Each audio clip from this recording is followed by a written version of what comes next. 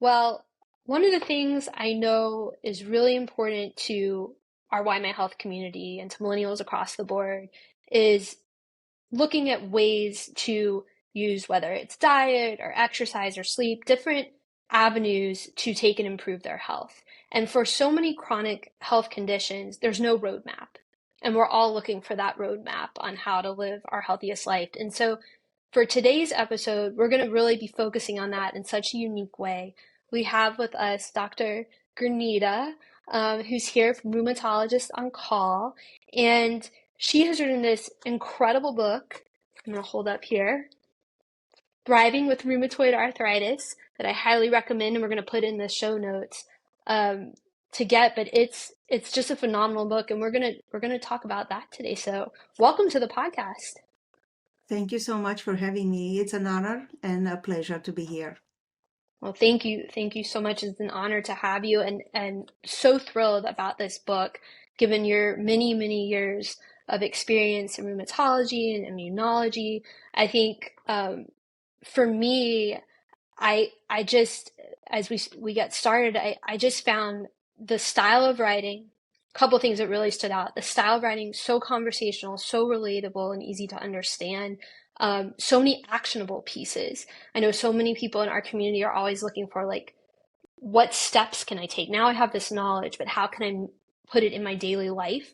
And you provide so much of that. And also just this incredible view behind the science, which is always, for me personally, a thrill. I think for so many other people, where you're kind of connecting the dots between things I think a lot of us maybe would not know about, in relation to RA, but also just in general, because it goes even beyond that. And for those who are going to be listening who have relatives, I do, with RA, friends with RA, this is going to be so, so helpful, and definitely want you to share this with them. And we'll have lots of information on all of this in the show notes and obviously on our social media. But I'm really curious.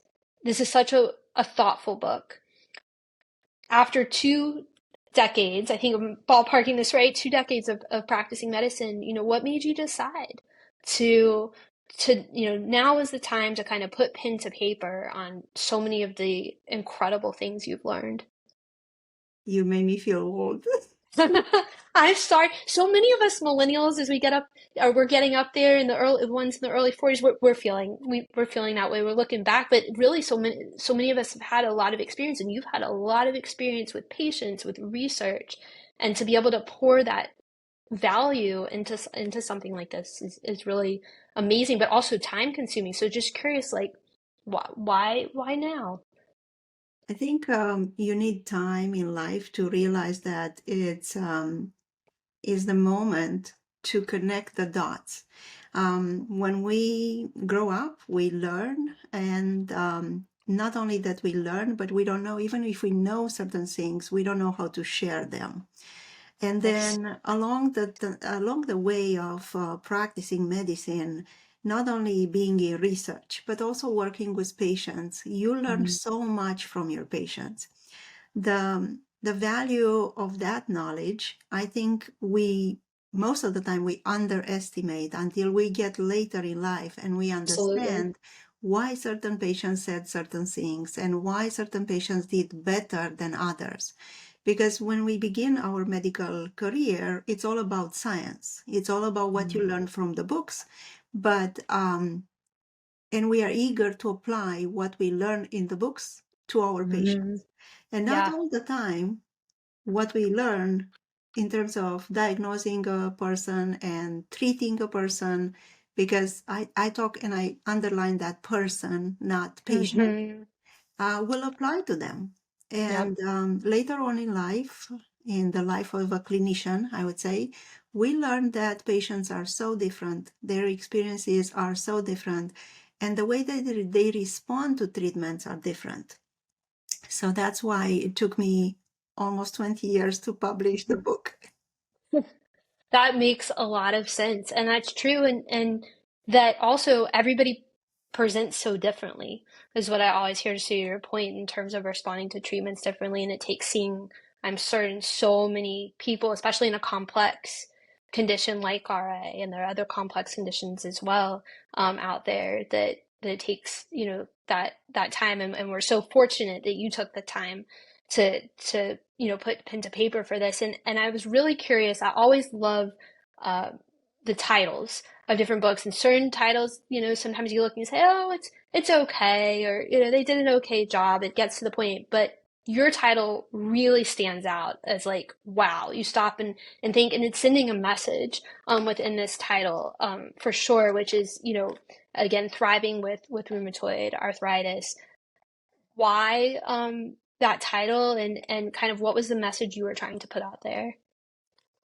It's hard to select a title, especially when you talk about an autoimmune disease like rheumatoid arthritis. Mm. You want to send a message to patients, and my message was, initial title was Thriving, Not Surviving.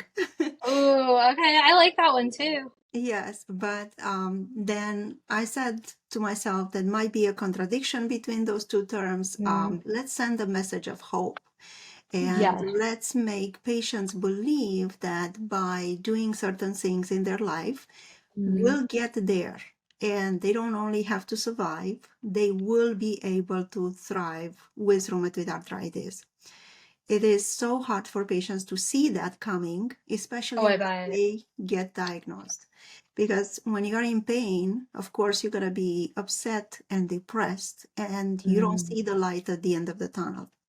And then when you deal with an autoimmune disease like rheumatoid arthritis, it's a lot of unknown. Okay. You have Mm. to learn a lot of things. And of course, you're going to encounter a lot of anxiety along the way. And I had many patients that they tried to research information about rheumatoid arthritis, and they don't always find the right information. Mm. And if we rely just on Dr. Google, you might be surprised to see that you're going to get even more depressed. So I Mm. want to send that message that yes, it is possible that one day you will be able to thrive with rheumatoid arthritis. I love that. I really, really love that. And it did throughout the book. I have to say the title, the message of the title is carried throughout the book. There's so much hope. You walk away from chapter to chapter feeling like, okay, yes, especially like was trying to put myself in the shoes of my relatives who have been living, one of them for almost 3 decades now, or a little, I think about 3 decades, with RA. Like, if I had been at that point, or even if I was a year in, would this, how would this resonate with me? And as I was going chapter by chapter, there was so much hope there of like, okay, yes, I have this. Yes, let's acknowledge that there's certain challenges that are part of this, but here are lots of different ways you can overcome those challenges. And that was definitely, I could feel that throughout the book. And I also loved reading the foreword. The author note was a real, I feel like, such a bonus and such a surprise, because so many times people put just a tiny bit of themselves in, or really very little of themselves in their book, other than obviously their experience and expertise, but not that personal aspect. And so I was just really curious, kind of like, what made you decide to share those details and make that, kind of a part of the book, and set that tone. I felt like it almost set a tone of personalization in the book. I wanted to keep that part short, the author note, and I wanted to give more to the patients than what I share about me. But Sure. in that process, I realized that I am as vulnerable as they are. And I wanted my patients and the people who read the book to understand that I was vulnerable one day and Mm. one time, and I went through what they went through, and to share my experience with them. And then we all know about what's going on in the medical system today. We know Yes. about the frustrations of our patients. We know the frustration that we encounter when finally, we deal with the medical system. Because Yeah. when you are young and when you are healthy, you don't know how that interaction will look like. But when you Yeah. need the most of the healthcare system, then you're going to encounter the barriers. So I wanted people to understand that I recognize those barriers. And not only that, but there are people like me that can change that and offer a different kind of service and a different kind of interaction with patients. And although I don't want everybody to come to me, but they will find people like me, doctors like Yes. me, that will be willing to give more, spend more time, and recognize that there is a problem with the medical system. And here we are trying to change that. Mhm. No, that's absolutely beautiful, and it definitely came across that way. And when you get the book, it you'll see definitely go straight to the author note, because it really, I think sometimes, to your point, people think that your healthcare providers are on one side and the patients on the other side, and that's not the truth, because ultimately at the end of the day, we're all patients. Correct. And that was just so beautifully put, in such a great way to set the tone for the book. The other thing that I have to highlight, for everyone, is a very famous person in the area of science that you met, that anyone, whether or not you are in the healthcare industry professionally or not, will remember from biology in high school, maybe even middle school. But if you all remember from learning about when you first learned about DNA and the double helix, you actually met, it was Dr. Watson of the Watson and Crick. Correct. Incredible, incredible. I was going to have you tell us just a brief note about that, because you just don't hear that every day. Absolutely. So I feel that I was really fortunate in my life. I come from a small country, from Romania, and I came in the United States with a postdoctoral fellowship at Harvard. And that was something unthinkable about when I was in Romania to get there. And while I was there doing this postdoctoral fellowship, I was fortunate to attend these lectures, which big names in medicine came to give to us. And one of the lectures was Dr. Watson. And I couldn't believe that I was standing there, with thousands of people to Yeah, listen to this legend of medicine. Um, and it's impressive because we read about these people in the book, but we don't put them in yeah, the context of a real person. So I remember his appearance on the stage there, and I remember how everyone was so excited to see him. sure. Let aside to ask him a question. That was unthinkable. But it is important to understand that those people, they do contribute to for generations to our knowledge, and it's good to have such an experience to remind yourself that Yeah. you are in the same room with them. Oh, 100%. Well, and also I think it really goes to show the value of, even though you didn't necessarily work with him, but the value of mentorship, how much what we do, um, especially I think in such a complex and challenging profession in healthcare and in public health, when you take the time to speak, like, all of us are really listening. People are really listening, and it propels them forward to want to help other people. And so I think that is really exciting that you got to do that. Definitely a lifetime highlight. I stopped as I was reading that page and I was like, wait a second. Did she actually say Dr. Watson? So it was absolutely amazing. Well, the book itself, I say, is really the ultimate guide to thriving with RA.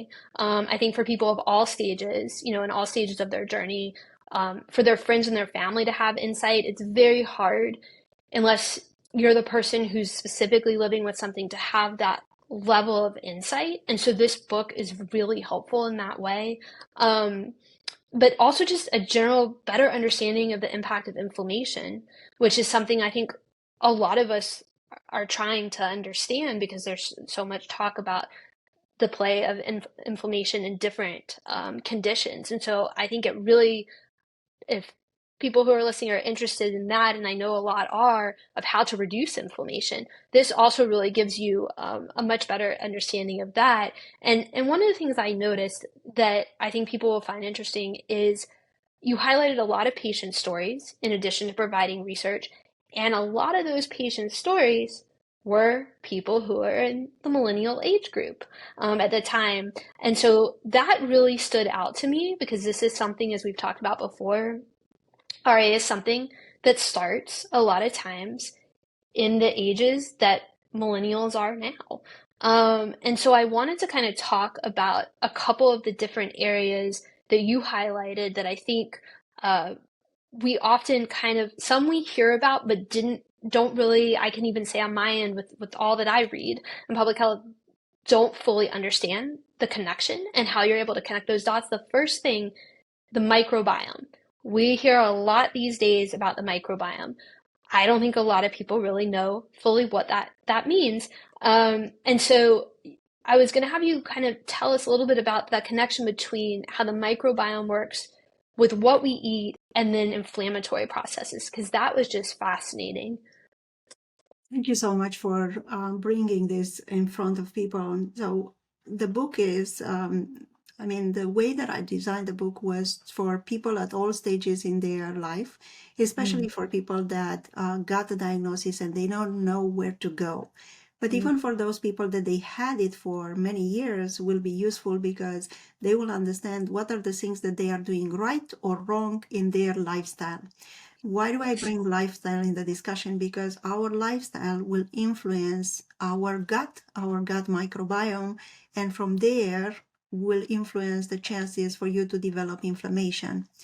For people that do not know, our gut is filled with trillions of bacteria, and we ignore that in medicine for the longest time ever. We knew about the gut microbiome, but we didn't know the connection between that and our immune system. And just for people that do not know, in our gut, there is a layer with all these bacteria. There is a mucosa, like the barrier between our gut and the interior of our body. And right beneath that mucosa, we have 70% of our immune system. So everything that the gut bacteria will interact with, they will send a message to our immune system. And if that message is the wrong message, the immune system will get activated, and that will induce systemic inflammation. And what systemic means that, inflammation will not be only at the gut level, but will be sent out to your whole body. And in our understanding related to autoimmune diseases, about 10, 15 years ago, we started to think about maybe there is a connection, but just now we started to scratch the surface and understand that certain people with certain bad bacteria, they will develop diseases, autoimmune diseases, or they will have worse disease or, a more severe disease than other people that do not have that. So the idea is to change our lifestyle, and we can talk about multiple levels of changing lifestyle to influence this gut, make the gut bacteria happy, and don't send that poor messages to our immune system. There is a famous author that talks about fiber and the role of fiber, and how fiber will actually influence our bacteria to produce certain substances that we call short chain fatty acids. These are some molecules that will actually influence our immune system not to be so reactive. And in this way, to decrease the amount of inflammation in our body. The short chain fatty acids, they do so much more. They will control your hunger, and they will control many other processes in the body, but I'm going to stick with the inflammation. So that's why by eating certain things like veggies and raw veggies or fruits, and incorporating more legumes in our body will make our bacteria happy. And in this way, we'll have more short chain fatty acids, and that will decrease the amount of inflammation. That is absolutely fascinating. I think I know I speak for a lot of people who will be listening that it gives you a whole new view of why what you eat matters and how we often hear about uh, this microbiome and it being important, but don't really understand how We that don't like see what it. is the how because we don't see it. So that's extremely fascinating. And I was gonna touch on the other I think thing that should be a buzzword out there as much as microbiome is short chain fatty acids that I was not familiar with either, and I'm so excited to have learned about. in the book, we often hear about monounsaturated fats and polyunsaturated fats, right? A lot of us are familiar, got to get that salmon and, and omega 3s. But short chain fatty acids, I think, is probably something more, um, right now, more popular still in the research community Mm-hmm. and the medical community. But after reading the book, I feel like that's going to be like the next up and coming piece to all of this. I really do. So and so you were talking a little bit as far as fiber again, and kind of what that connection between the short chain fatty acids are, which sounds like it's kind of the missing link in this process, and fiber, which is something we talk about, and you were talking about with RA, we talk about as far as colorectal cancer prevention, which is a big top in our community. So yeah, if you can, so I was going to have you, so you're starting to do that, connect the short chain fatty acids and the fiber for me and for all of us. Yeah, so eating more fiber and adding more fiber to your diet will be the link between your diet and less inflammation, because by eating more fibers you keep these bacteria happy, the certain bacteria that we have in the gut, and they are the ones who will produce these short chain fatty acids as a thank you note to our body or to what they I got. like that. And because of those, these substances will modulate our immune system. They have the power to tell our immune system you shouldn't react to this or you shouldn't react to that. So they are like some messengers for our immune system not to be super active or go against us, because inflammation at the end of the day, it's a normal response to something foreign or something that you want to destroy. Inflammation or inflammatory cells will get activated as a response to an injury, a bacteria, or a virus. Okay. But when the immune system is continuously triggered, or there is a genetic predisposition that will, you get the signal that you have to start the fight, but you don't know when to stop the fight, the immune system will go on and on and on. And after they destroy the bacteria or the virus or they repair the tissue, they continue to attack. Those cells continue to attack, and that will transform into damage and what we see in autoimmune diseases. No, super, super, super interesting, but also makes so much sense as you're thinking about, and because a lot of us, we've talked about before, with you as well about, autoimmune and what that all means, and that's part of that. So fiber, again, another piece of lifestyle that can make a difference, and that's how. And then the other is sugar. And boy, do we hear a lot about sugar. And I can say I am always very honest with our contributors and with others in our community. I really like to eat sugar, and I know I'm not the only one. So far as I dessert, so like I that try. too. Exactly. So we know it's not good and we need to do in moderation. We're all about moderation. But it was really interesting to hear sugar and these short chain fatty acids. There's also a connection there. Unfortunately, sugar, sugar in small quantities is not bad, Right, but right. sugar in excess and the Yeah. sugar that we have everywhere in the products that we eat is the Yes. problem. Like, the food industry a while Yes. ago, probably in the 1960s, 70s, they started to introduce a lot of sugar in the food as a natural preservative. The same with salt. We're going to talk about that.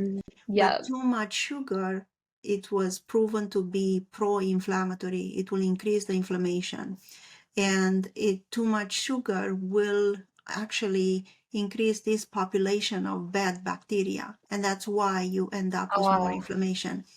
Everyone who has an autoimmune disease will tell you, and especially people with rheumatoid arthritis, will tell you that after they ate a bunch of cookies, they went for a party, and they kind of binge on certain Mm-hmm. things with sugar, the next day they will feel in a lot of pain, they will feel a lot of Wow. stiffness, they will feel swollen. And that is because sugar or too much sugar will increase the amount of inflammation. And the same with salt. Too much salt apparently will influence our immune system cells to be more active, more pro-inflammatory. And it took a while to understand the connection between food and certain foods.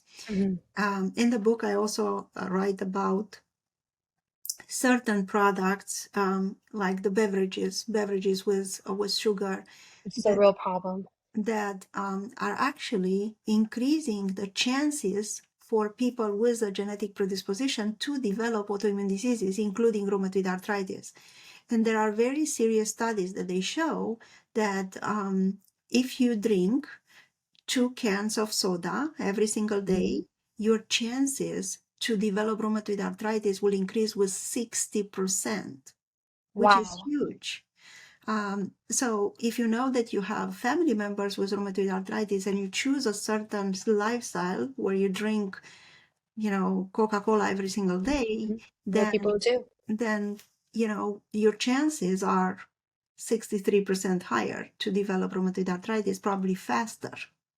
That's that's an incredible piece of information, incredible number for us to sit and think about because I think that's something, and I was so glad. I remember as you're mentioning it when I saw that you highlighted that because so many people that will be news to them. Correct. And that's a really important piece of prevention along the way to know that, we say certain things are bad, but actually, how are they bad? And this is something you have control over, far as substituting other drinks and limiting the sugary drinks, for sure. And then salt you had mentioned, which boy, does salt get lots of bad press between high blood pressure and Correct. and other things. So yeah, I know you had mentioned that as well. If there's anything also you wanted to share with the audience and on that in particular to take I am away. making people aware about salt. I know people will ask me, so which salt is good? The salt with sodium or the salt with potassium? Apparently, the salt with more potassium is a little bit better, especially Mm, for high blood pressure, because there is a clear connection between more salt and higher blood pressure. I mean, there is no doubt at this point that if you eat more salty, you will end up with high blood pressure. But when it comes to inflammation, salt and the excess of salt mhm, will also, modulate the immune system to be more mm, active. So what I do propose, not take all the salt from your yes. food, just don't add too much salt to your food. Don't take that shaker of salt from your table and remove it and just use it when needed. Don't keep it there to salt all the food. I know the food will enhance the taste. The food will have an enhanced taste if you Yeah. add more salt. But instead of that, I do propose to replace salt with more spices. Okay, maybe Yeah. you add a little bit more garlic, a little bit more rosemary, a little bit more thyme, a little bit more turmeric.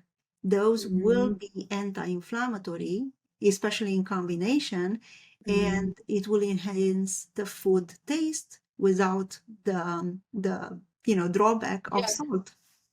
Yeah. No, and which is a wonderful solution to that because the taste is really what it's about anyway. So if you can get that another way, and that's one of the many practical tips that is in your book that is so helpful for people. And the other thing that I think is going to be new also to a lot of people, nightshade vegetables. You may have never heard of those. This was new actually to me. You're going to know what these vegetables are, but you probably never heard the term nightshade vegetable. And some of them it's interesting because vegetables, right, are healthy. We're told that are Correct. healthy. And one of the nightshade vegetables I know on the list is tomatoes. And you think immediately tomatoes, lycopene, you know, so important in cancer prevention. But it's different if you have a condition that's, like RA, with, dealing with inflammation. So if you could tell people a little bit about that, I was really fascinated by that. Sure. So I put a story of one of my patients in the book that was eating a lot of tomatoes, and she came to me with stiffness, swelling in her hands, and she looked like a classic picture of rheumatoid arthritis. I was Mm, even full about that, and mm, when I did the blood test, apparently she had, her markers of inflammation were a little bit high, but other than that, she had no other markers for rheumatoid arthritis. So I sat down and I asked her, what do you usually do? What do you eat? And then she told me that she loves gardening. And then immediately I thought, okay, maybe she does something, maybe she eats something. And she told me that this summer she grew so many tomatoes and she's not going to waste any of that. And she's going to use them in salads, stews, everywhere. And she's eating a lot of them. And I was like, maybe there is some connection there. So I Yeah. started to research it and I found out, because that's how I found out, there Yeah. are certain people, not everybody, and that's why I put it in the book as well, because Yeah. not everyone is sensitive to this kind of Mm. vegetables, but there are some people that will be more sensitive to cayenne peppers, to Mm. eggplants, to tomatoes, to zucchini, because some of them, they do have some components. For example, tomatoes, they have solanine that will increase the chances for them to develop more inflammation. So what we did in this case, Mm. on this patient, I said to her, how about stopping eating all tomatoes? And you come back to me. I gave her something to cope with the pain. And then I said to her, come back to me in a month, and then I will see if you truly have rheumatoid arthritis or not. So when she came back, she had absolutely no more symptoms. She was not using any medication. And she said, I cured myself. I was like, that's interesting. Yeah. And I started to read about it. And that's how I understood that certain Wow. people are sensitive to those types of vegetables. But what I want people to take from this is they have Yeah. to try and they will see if certain things are causing symptoms or not. Because once again, we are all different Yeah. and we do not respond to the same things. And I just want to make them aware that there might be a reason for them to be feeling worse with eating certain types of vegetables. Oh, that was, I think people are going to find that absolutely fascinating. It definitely stopped me when I was reading, and I said, "Wow, I am not familiar with this, and this is so interesting that it could be something that on its surface appears healthy, or what we've been told traditionally, but doesn't necessarily interact with your body in a healthy way when it comes to inflammation." So I really appreciate that. And to switch gears a little bit from all of our extremely fascinating because it is. Dietary parts of lifestyle.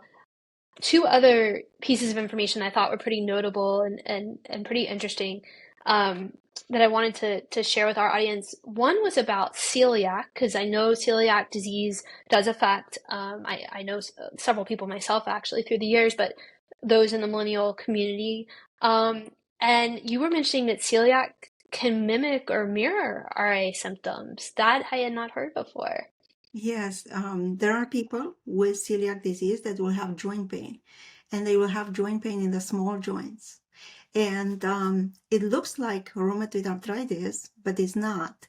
And I always talk to my patients about what Mm. other symptoms they have. And Yeah. I always ask about the gut because many of them, they don't even think that the gut is connected with the joints. Sure. So that's why it's important to ask questions. And if they have abdominal pain and nausea, and if they have diarrhea with eating certain Hmm. things, I will test them for celiac disease. And it's not uncommon also to see Mm. patients with rheumatoid arthritis plus celiac disease. And even Interesting. in those that do not have a celiac disease per se, because that's also Mhm. hard to diagnose, Yes. I will still try a gluten-free diet because there are many people Mm. that are gluten sensitive.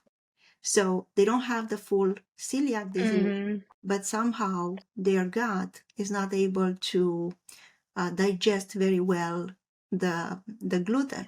And just by trying to be gluten free for a matter of 4 months to 6 months, you Mm. will see if your symptoms will improve. And it's interesting to me, probably, that Yeah. a lot of patients will have or will experience an improvement in their symptoms by eating less gluten or no Hmm. gluten. Very interesting. Definitely. Very, very interesting. And the one other that was you know something new for me too is a lot of people, especially at this point, have had mono at some point in their lives. And you mentioned that there's actually can be a connection between EBV, which causes mono, the acronym, and RA, which was interesting. So I was going to ask you about that as well. We know that on the right territory, I would say right in, Mm, mean like that, but on certain people with a genetic predisposition, a virus will come and will mm, activate the immune system. And the immune system, as I said, will get wired and doesn't know when to stop. And it's going to transform that normal reaction of response into an autoimmune disease. And apparently, the mm, research that we have so far show that certain viruses, mm, including EBV and even more recent COVID, can mm. precipitate an autoimmune disease. Um, Not in everyone, but in Sure. certain people that are genetically predisposed, the fact that you have a viral infection could precipitate the disease.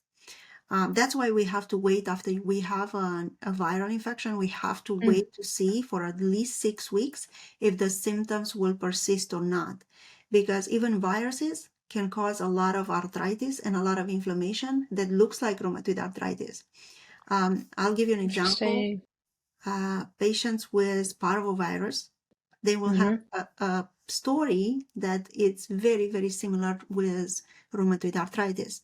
But Huh. also patients with COVID, they will have stories that will tell you that they have joint pain in the small joints, morning stiffness. So that's why we have to wait for at least 6 weeks to test them and also to make a diagnosis of rheumatoid arthritis if the symptoms are continuous or persistent after this 6 weeks period. That's extremely interesting, but also extremely helpful for us to know because I know that a lot of people under 50, I'm sure many over 50, but I've been hearing this quite a bit in the last 2 years in our community, have ended up post-COVID getting different, yes, including POTS, which is where my first thought goes to as well. But it's interesting that that's happening in terms of RA and in terms of other things. And that 6 week mark, a lot of us are not aware of. So that's a really good thing to watch for and to know about that, to go back if this is still going on at 6 weeks to see your doctor and get checked out. Because these things can last for a little while after, as we know personally now, having having had COVID. And then another thing that all of us and you know are confronted with, and you had mentioned earlier on in our conversation, is Google and Dr. Google. And so I think it's very interesting in illustrating this in terms of RA. You're having symptoms, very complex condition, and you decide to use Google. I was curious because in the book you give a specific warning, which is so important because there's a lot of talk about this, but I can't remember the last time I've seen somebody actually write about it in a book. And I think it's just so important to be able to put it out there. But what kind of made you decide to give like this detailed warning about using Google, to learn about your symptoms and guidance on how to actually utilize that information? Absolutely. So over the years, I Mm, have met many patients that they would come to me and they will say, I read on Google this and this and that. And I mm, completely understand the frustration, the curiosity too. Curiosity, it's part of what, will move us forward. And I completely understand that sometimes patients do not have access to information from their doctors, medical mm, providers, because of the lack of time. And because they might not think also to ask a question while they are rushed to go through the visit and then move on. great point. And because of that, a lot of people, they will rely on Google and now on ChatGPT and other AI tools. But the reality is that none of those resources, which can be a good to orient you, they are not doctors. They cannot diagnose you. They cannot give you medical advice. And on top of that, on Google, you find a lot of information, or you find, even we can go over that on social media now, because people don't stop Yes. at Google. They go on social media, they go on these Facebook groups or other groups, and they share all their information there. And most of the time, the information that you find is information that will scare you, will put thoughts into your head that will not be true, or you will be inclined to take the bad experience of others. So if someone says that, I was diagnosed with rheumatoid arthritis and I got this medication and I had so many side effects, you will be inclined to take that negative experience and say, oh, that will happen to me. I don't want to take this medication, who almost killed the other person. Right. So my advice is to take that with caution, and also realize from where you take that information, because in our days there are a lot of people that can write everything. Oh They yeah. use ChatGPT to write articles. They don't verify that information, and they just spill it there for the sake of sharing information. But not all of that will apply to you, and you cannot take that advice from Google. I'll tell you something funny. I have Yeah. one of my daughters, she Yeah. had abdominal pain, and Mm. she literally came to me the other day to Mm. tell me, Mommy, I was looking up on Google my symptoms, and I think Google is very wrong. And I said, why? Remember, she's a girl. And Yeah. she said to me, Mommy, I asked him, why do I have abdominal pain? And he said, I might have testicular cancer. So That is so funny. even my daughter, who is 14, Right. she Yeah. realized that Google was wrong. So Yeah. once again, you can get some information. There are some Yes. reliable sources, but those sources have to be curated. I mean, if you go on Medscape, Yes. go on Mayo Clinic, Cleveland Clinic. That's right. Um, I would say go on your website, go on your Thank you. blog. Um, YMyHealth.com. Yes, yeah, absolutely. I'm Rheumatologist OnCall because you also make as well. the effort to get the resources, and you spend so much time to verify the resources, as it's not like Absolutely. you tell people just because you heard somewhere. You verify Right. those resources, and you try to relay that information in such a way that will be helpful, empowering, and give hope to people, not Exactly. demoralize them. Oh, 100%, 100%. And I'm so glad that you put it in the book because it is something that all of us contend with. It's something that everybody is used to doing now. It's kind of like you've made the appointment to go to your doctor, and we 1000% always encourage everybody to do that. But it's almost like that first step, like as you're waiting for the appointment because you've come like prepared for those of us who are in, but the problem is you might be prepared with the wrong information or super worried about something that you don't need to be worried about. So to your point, no, I really appreciate that. And I'm really curious with you gave hundreds of pieces of fascinating information in thriving with rheumatoid arthritis. Are there two pieces, and this is a tough question, of scientific knowledge or immunologic and biologic like connections or research that you learned in your career that you wanted so much to put in this book that you find the most interesting?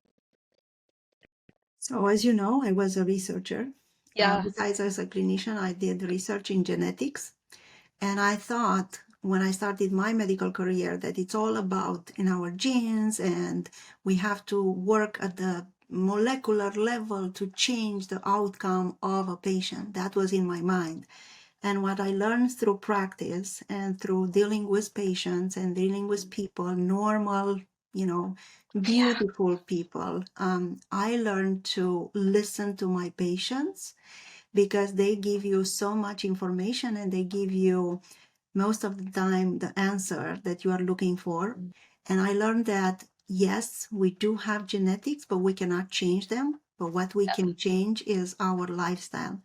And our lifestyle matters so much. And when I talk about lifestyle, I will talk about what we put in our mouths, what we eat, how much we sleep, how much we exercise, and how much we stress. And that's why I collected all these articles to support my scientific mind and to feed my Mhm. scientific mind and to give a reasoning why you should, with science, Mhm. scientific evidence, use certain things or change certain things in your lifestyle, which will definitely impact your risk to develop an autoimmune disease. And then if you develop one, the risk to Mhm. get a bad autoimmune disease or a more manageable one, and the need for medications. Because if you eat certain things, if you do certain things in your lifestyle, you will be able to decrease the amount of medication that you take. And I feel like with less True. medication, you have a better lifestyle and the Yep. chances to develop side effects are much, much lower. No, excellent, excellent point. And I think, and it's just, there's so much to learn.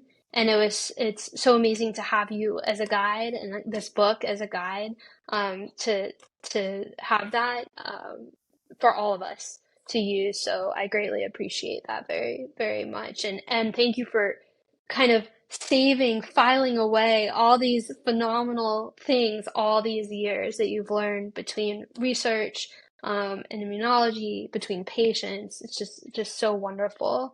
And I was wondering, lastly, kind of what is your hope? You know, now you have this incredible book, this incredible guide for patients and for their friends and family, um, about rheumatoid arthritis. Kind of what is your hope for how the knowledge, that you provided, in this book will be used by readers? My biggest hope is that once they read the book, they will feel that they are educated, Mm. they are empowered with the right information. The most information that I was able to bring is the most updated information that I was able to find. And I really hope that they will be able to live a life that they love with the people that they love and they enjoy their life, even if they have rheumatoid arthritis. I very often tell to my patients that they have a disease, Mm. but that disease does not put a label on them. They are not the disease, they just carry a disease. And even in the book, I compare rheumatoid arthritis with, high blood pressure or Yeah. diabetes, um, to try to make these people understand that yes, it's a chronic condition, but can be as manageable as your diabetes or as high blood pressure. So I really hope that they will take that and they will, first of all, they will enjoy to read it. I try to make it as easy as possible. And I would like them to feel that they are the ones that they have the power to change things for their life. Well, I can say that after reading this book and knowing people who have been, um, you know, living with RA for years, and ones of different ages, and some who were diagnosed when they were the age that many millennials are today, that you will walk away from this very empowered. I felt very empowered myself in reading it, much more knowledgeable in reading it, and understanding the incredible importance of lifestyle, how we choose to live our life, the daily health choices that we make really impact our health and, to your point, risk, for RA and also just in inflammatory processes. And so I'm very grateful to you for taking the time, because I know any book, but especially an incredibly well researched and well thought out book, is a very time consuming project, but well worth it. And you're going to help so many people with it, in addition to all the people you've already helped. So thank you so much, for this and for your time to share Thank with you. us. So welcome. It's a pleasure. And thank you so much for inviting me. Thank you so much for reading the book and helping others to get to the right amount of information and the right information and in time, because we are bombarded with information these days. We just have to kind of sort out where are we going to take that information and what are we going to do with that? How are we going to implement it? Absolutely, absolutely. Well, with guides like yourself, we are going to be ahead of the curve for Thank sure. you. I But appreciate you're so welcome. Thank you so much, Dr. Granita.